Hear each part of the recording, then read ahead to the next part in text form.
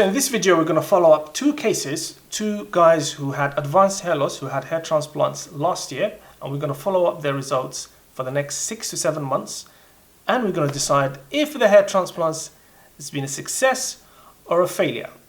Keep watching. And make sure you watch all the way to the end, because somewhere near the end, I'm going to reveal how much each client, each candidate has paid for his hair transplant. So maybe if this is within your budget, you can copy their plans and maybe even go to the same clinics as they did. Let's crack on and have a look at the first candidate. And this gentleman, I think he had his procedure in the US. He's about maybe in his 30s, early 30s, I'm not sure. And as you can see, he's got advanced hair loss. I would say Norwood 4, maybe 5, extensive hair loss all the way to the crown, from the hairline to the crown. What's working for this client is his donor potential is quite good, because as you can see, his donor hair, it's got a very high line, which is, as you can see where I'm drawing the lines here, and that's usually a good sign that you've got a good donor potential when your donor hair on the sides is so high. Now let's have a look at the second picture, which is immediately post-operation. And as you can see here, he's had 5,000 grafts. So this is something I've discovered in my research. The gentleman himself told us that he's had 5,000 grafts put in, and to be fair, it does look like quite a lot of grafts. And it looks like mostly frontal grafts. Watching My Hair Implants, the best YouTube channel on all things hair transplant. My name is Jabril. What do you mean you still haven't subscribed? The next picture is about 2 months after the procedure, and as you can see, this is what we call the ugly duckling phase. Basically, this is when all the implanted grafts have fallen out, and you pretty much look even worse or as bad as you did before the procedure. And one thing that I'm quite surprised about in this picture is he's still got some redness in the frontal area, and it's quite surprising. Normally you would expect that redness to subside well within the first month. So I'm not really sure what's going on there. Now let's move on and look at a picture about 4 months after the procedure. And here we see more growth, definitely more growth, especially in the mid-scalp to crown area. There's some decent growth there. The hairline is still looking quite thin compared to the rest of the scalp. But what I really like is the shape and the placement of the hairline. The shape is really appropriate for his age. It's not too straight. The placement is also very, very good. It looks quite natural. The next picture is about 5 months in, so really into his stride now. And as you can see, there's even more growth compared to the last picture. The thin hairline is still kind of there, but it's very slowly filling up. I would say even with the thinnish looking hairline, it looks pretty natural. Some people's hairline is quite thin naturally, so I would struggle to tell that this guy had a hair transplant if I saw him at the 5-month point, and that's always the sign of a really good hair transplant. The final picture is at 7 months. Looks really, really great. I mean, there's more growth, there's more thickness. The hairline still is comparative compared to the rest of the scalp, slightly thin, but I don't think that matters. The placement is on point, the shape of the hairline is on point, and I think it's only going to get thicker.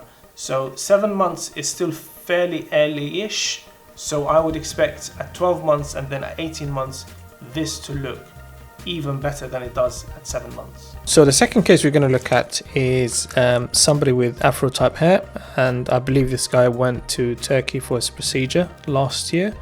And the area to cover is quite big, so I would say this is a Norwood 5, 4, maybe 5. But what's working for him is the donor area looks very, very good. So you can see it's got a high donor area here and on the other side as well. So that's really working for him.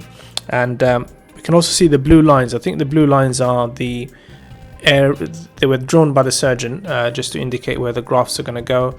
And it looks like some grafts are going to go between this area and this area, this kind of hairline up to the mid scalp. And I believe he also had some grafts on the crown as well. So now we're going to move on and see how the procedure turned out. So this is immediately post procedure. You can see where all the grafts have gone. It looks like he's received quite a lot of grafts actually throughout, really, from the hairline all the way to the crown. And from my research, from what I know, this gentleman received 4,000 grafts, which is quite a lot, quite a big procedure. So now let's move on and see how his growth has developed over the next few months. So this is what we call the ugly duckling phase. So what happened is the grafts that were implanted have all fallen out, and the person actually looks a lot worse than he did maybe even before the procedure. It looks exactly the same, except that he shaved his hair down. And this is the most difficult phase for people, because it genuinely looks like you've just not had a hair transplant in the first place. I'm not sure how many months after the procedure this is. I would estimate this is about 3 months, and it looks like some new hair is sprouting, especially in this area here, in the mid-scalp to the forelock area here. I can't really see much happening on the crown, but this is a promising start, and this is when typically people see the first phase of the growth. Moving along, and he's getting more growth now. I would estimate, unfortunately the person who shared these results did not tell us how many months was each picture at, so I estimate this is to be about 4 months, maybe 4.5 months. And especially in the hairline area, you can see the start of some decent growth. The crown is still not much happening there, but this is quite promising. And this is, I would estimate, to be about 5 months, maybe 5.5 months. And you can see there's decent growth. The light is not shining directly onto his scalp, so the growth looks a bit better than it is. But I suspect if you shine a light on this, it would look maybe slightly worse. And with Afro hair transplants, it's a bit more difficult, because I think the wait to see the density, the hair density, is a bit longer than other hair types. So this is why it's really important to go to somebody who is experienced with Afro type hair. I think this is around the same time as the last picture, but this time from above and with flash, so you can see more precisely what's going on. And you can see it's got good growth on the sides, which he had before. But to be honest, it almost looks like he's never had a transplant, or he had a minimal transplant on the bald area from before. The hairline looks quite decent, actually. The hairline is taking shape, but it's the crown is just it's still kind of coming along. So I would say it's still many months away from reaching peak results. Looks like some improvement in this picture. I would estimate this to be about 6 months from the last picture. You can see the hair is a lot thicker, so you're not seeing as much scalp as before, but it's still, the hair still looks quite kind of wiry and wispy. So it's still lots of work, lots of growth still to come. One question I would ask this person is he taking hair loss medication? Because if he's not taking hair loss medication, because all this will be a waste of time, because his hair loss is going to progress. Most likely he will need a second procedure. So to all those people who think that you can just have a hair transplant and just forget about it and everything will just be fine, you are mistaken. If you're not taking hair loss medication, you are probably jeopardizing your results now and in the long term. And this is his results, this person's results as of now. So this looks spectacular. I mean, it seems that everything has been fixed, the hairline, the thickness, all that has been fixed. But he very helpfully and honestly told us that he's using hair fibers in this picture.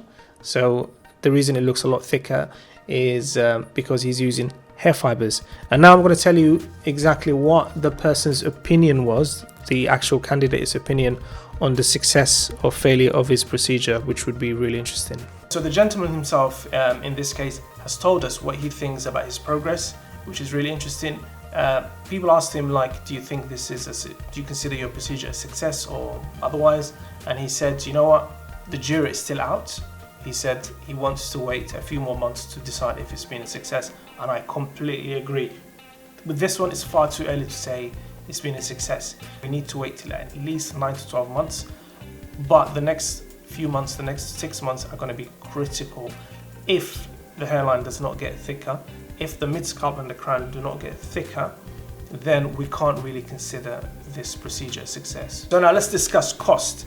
Now, unfortunately, I only have the cost for one of these guys, and it's the first guy, the guy who went to the US, and he had 5,000 grafts, and this is unbelievable. He says he paid just $3,000. That is amazing. That's, I think that's less than $2 per graft. I don't think you even get that. You'd struggle to get that in Turkey unless you go to a proper hair mill where they do, 27,000 procedures a day. So it's amazing cost. I don't know how he managed it. I don't know if this is true, but That's the cost that he said he paid. So there are three things I want you to take away from these cases that you can apply to your own hair transplant journey. The first one is, even if you have severe hair loss, you can still have a properly successful hair transplant, provided you do the research. These guys did really high quality research from what I saw, and this is absolutely key. The second thing is, hair fibers are really underrated. They really help bridge the gap from when you are still kind of working towards your peak growth, from 4 months to 7 months to 9 months, those periods where your hair is coming along but it's still not good enough to show off on its own. It needs that little bit of support that you get from hair fibers. So hair fibers are really underrated, particularly for people with Afro type hair and kind of Asian hair. Really underrated. And the third thing, probably the most important thing, is what really determines the success of your hair transplant is the quality of your donor hair. If you have severe hair loss but you have spectacularly strong, very strong donor hair, then there's no reason why you can't have results like these guys. This is why it's really important to get your scalp and hair assessed before a hair transplant, honestly and impartially, so that you can decide whether you should really go for a hair transplant or whether you're better off trying something else. Now, a question for you: how good is your donor hair? Is your donor hair as good as these guys, or maybe not as good? Tell us in the comments below, and see you next time.